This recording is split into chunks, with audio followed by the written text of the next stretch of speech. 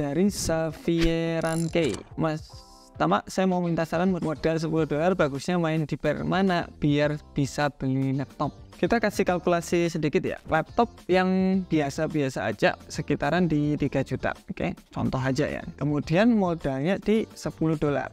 Dari $10 menjadi kita bilang di 300, berarti dari $10 jadi 300, ini harus naik berapa coba tebak? Di 3000%.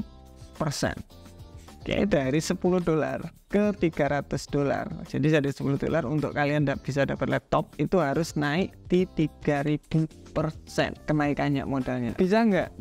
Bisa aja kalau kalian udah dapat skillnya. Kalau belum dapat $10 bakalan habis. Kita harus pakai rasional aja.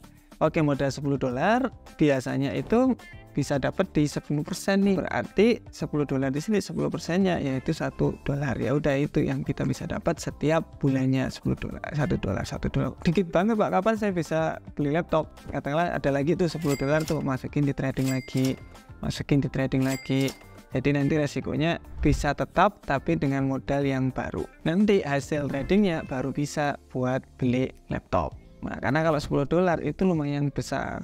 Jadi pelan-pelan masukin, jangan langsung belum pinjam bank atau apa untuk trading. Gak usah, $10 dulu, $10 tiap bulan. Ada uang nganggur, taruh aja lagi di trading. Kita bisa, pokoknya trading ini santai-santai aja lah, gak usah dibuat keburu-buru. Nanti habis nanti modalnya kalau kalian itu keburu-buru di trading.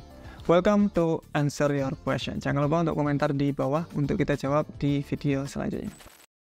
Oke, dari Abnois 3016, aku mau nyoba akun setelah belajar 1 tahun dengan modal $300 dengan resiko 3%. Bagus nggak bang? Jawabannya adalah $300, resiko 3%. $300, 3% berarti di $9 setiap kali gagal trading. Oke, pastiin. Nah, berarti 3% di sini sebenarnya agak lumayan besar loh Pak, 3%. Berarti Bapak diberi kesempatan untuk trading sebanyak 33 kali. Jadi setelah 33 kali habis tuh modalnya. 33 kali menurut saya masih lumayan besar sih. Yang bagus itu di 50 kali baru habis atau di 100 kali baru habis, yaitu di 1-2% per trading. Nah, ini kelihatannya Bapak besar di sini karena mungkin melihat untungnya kurang banyak. Mungkin di situ. Kalau saran saya mending dikecilin aja resikonya di 1% dulu, nanti dilihat perkembangannya. Dari Diaslan 7804, apa bedanya melakukan pembelian di setiap time frame? Time frame di sini kalau yang nggak paham, sebenarnya kita udah bahas belajar dari 0 sampai akhir. Jadi kalian satu video itu sudah paham forex sebenarnya, ada di sebelah sini. Time frame di sini itu ini M15, M30, 30 menit, 1 jam, 4 jam. Ini apa sih sebenarnya? Ini itu contoh H1 ya, 1H ya. Setiap 1 jam itu ganti candle. Oke, setiap 1 jam ganti candle gitu aja. Berarti dalam 1 hari ada 24 candle H1. Masuk akal di sini? Yes. Nah, ketika kita analisa di H1, contohnya. Nah, di sini berarti kita ekspektasi, kayak contoh kita sell posisi di sini, short position, short selling. Nah, di sini berarti kita bisa ekspektasi bahwa tradingan kita akan tutup 5 sampai 1 harian. Kalau kita lihatnya di H1.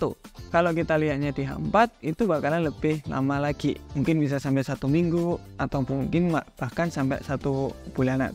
Jadi setiap semakin besar time frame-nya itu bakalan semakin lama kita trading. Loh, kok ada yang suka lama nutupnya? Iya, karena orang itu ada yang katakanlah ditaruh posisinya kemudian dibiarin. Ada yang suka sering banget trading, itu juga ada. Jadi macam-macam.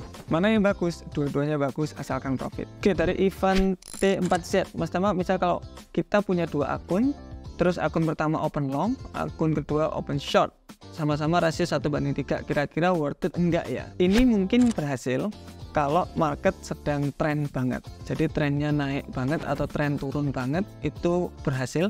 Jadi contoh di sini ada sell posisi 1/3. Contoh ini 1/3 itu maksudnya SL-nya 1%, TP-nya 3%, 2 kali lipat. Nah, ini buy posisi langsung otomatis. Jadi kita buy sama sell langsung. Nah, di sini ini work kalau sedang tren lumayan. Nah kayak gini kita buy sell, di sini buy sell itu bisa. Tetapi ketika konsolidasi mati karena terkena dua-duanya, dung terkena terus menerus. Jadi pastiin kalau mau seperti itu harus mengikuti tren. Tetap kalian harus belajar di trend analysis. Oke, dari tahta Banyu Biru, Mas Tama, spread yang normal untuk XAU berapa poinnya? Itu macam-macam sih. Di Discord kita ada broker review, kita udah review beberapa. Ada yang 7 poin spreadnya, tapi ditambah komisi 6, berarti ini di total di 13. Kemudian ada yang 21. Oke, jadi kalian bisa cek di sini tuh. Kalau kelihatannya yang normal itu di 11 sampai di 21 poin. Kalau dari review yang kita lakukan. Dari Verdi Diablo. Selamat malam Mas Tama, saya bisa dijelasin tentang fake out. Terima kasih. Fake out di sini sebenarnya ketika harga, contoh ya, harga di area support yang kuat banget. Jadi harga itu nyentuh ke situ kemudian reject. Keren.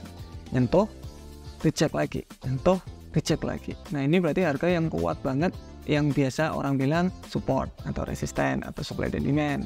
Nah kemudian harga itu ke break. Nah berarti harga, contoh di harga 1000 di sini, harga 1000 di sini itu sudah ketembus sekarang sampai di harga contoh di 950. Dari beberapa bulan ke belakang nggak bisa ketembus, ini kok bisa sampai lebih rendah daripada itu, berarti kemungkinan harga sudah mulai turun nih. Itu yang biasanya orang bilang. Tiba-tiba setelah ke 950 harga itu kembali lagi. Nah ini yang dinamakan fake out, atau dia mau break tetapi nggak jadi, namanya fake out. Nah, gitu. Kalau orang ICT namain total soup kalau nggak salah namanya, aku lupa namanya. Pokoknya macam-macam lah namanya, intinya seperti itu. Nanti bakalan lebih menarik lagi nama-nama tersebut. Tapi intinya dari fake out itu ya ketika harga itu kelihatan break tetapi kembali lagi ke area konsolidasinya atau ke area sebelumnya. Itu dari saya, see you next video.